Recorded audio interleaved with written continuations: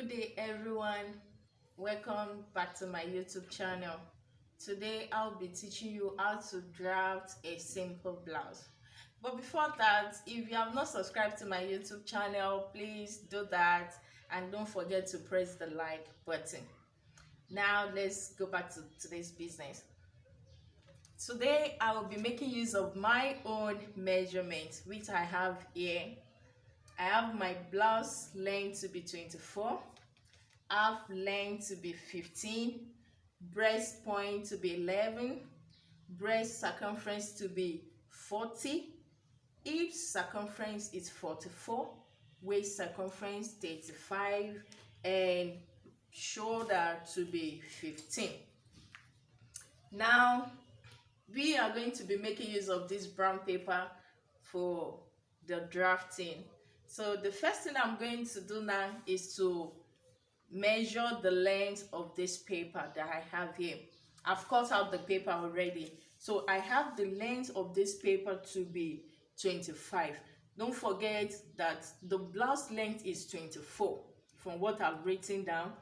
But because of the seam allowance, you need to add your seam allowance whenever you are cutting the length of the blouse. So I added 1 inch to the 24 inches I have as the blouse length, which makes it 25. So the length of this paper is 25. So this is 25 that I measure here. Now the next thing you do is to measure your shoulder on the paper. What is the shoulder measurement? That is 15. I have it to be 15. I have the shoulder to be 15. So what I'm going to do is to divide the shoulder by 2, which makes it 7.5, 7.5. So I measure it here. I have it to be 7.5. Now, after measuring my 7.5 here, on a norm, because of this my measurement, I normally have my shoulder depth to be 8. But if the person is kind of bigger, you may increase it to 9 or 8.5.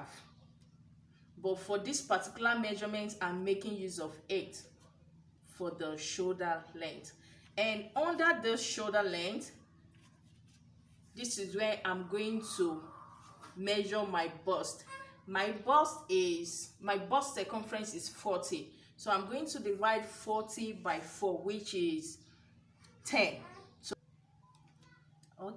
So now I have the depth to be 8. For this particular measurement, I am going to make use of 8 for my armhole depth. So after then, I have my bust circumference to be 40. So 40 divided by 4 again. Then I have it to be 10. So plus my seam allowance, I'm going to add 1.5. So I have it to be 11.5 for the same allowance. So what is my half length? My half length is 15. So right from the top here, I'm going to measure 15. From the shoulder here, I'm going to measure 15. So which I have it to be here. That is the half length. So on this half length, you place your tape and you are going to measure your waist circumference. My waist circumference is 35.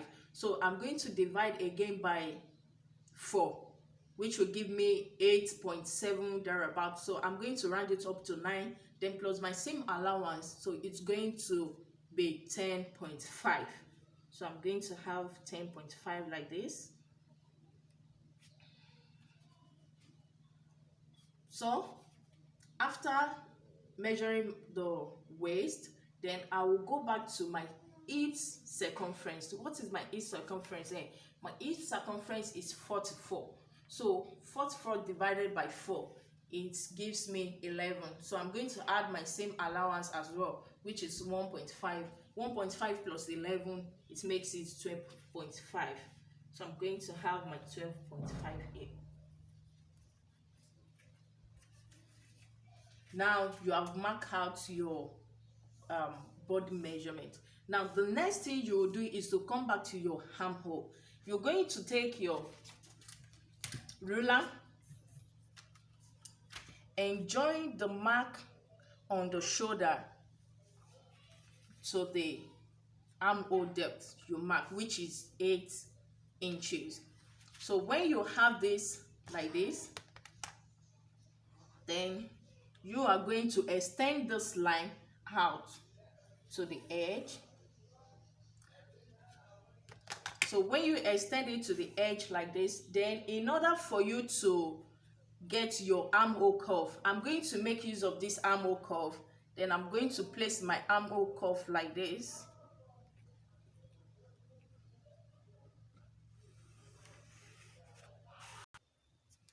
So now I have my armhole curve like this. So the next thing I'm going to do now is to join the measurement. I have the body measurement, so which I'm going to have this way.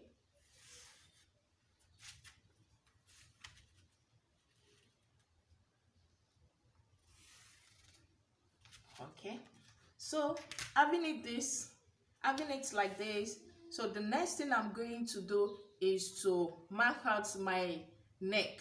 So for this particular blouse, I'm going to mark out a round neck. I'm going to have a round curve. So what I'm going to do is to mark, for this particular measurement, I am going to make the neck to be 3 by 3. That is, I have 3 here, 3 inches, and also 3 inches, because I'm making it 3 by 3 because I don't want it to be too big. I don't want the neck to be too big. So in order for it not to be too big, the best thing is to make it 3 by 3. But if you think that you want your own to be bigger, you can have it to be 3.5 by 3.5, or you may have it to be 3 by 5 or by 6. It depends on how you want your neck to be more exposed. But this, I don't want my neck to be exposed at all. So I'm going to be having 3 here, and I'm going to be having 3 here as well. So I'm going to make use of my curve,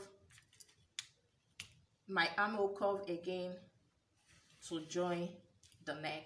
So I have the neck measured already. So the next thing I'm going to do is to slant the neck, the shoulder.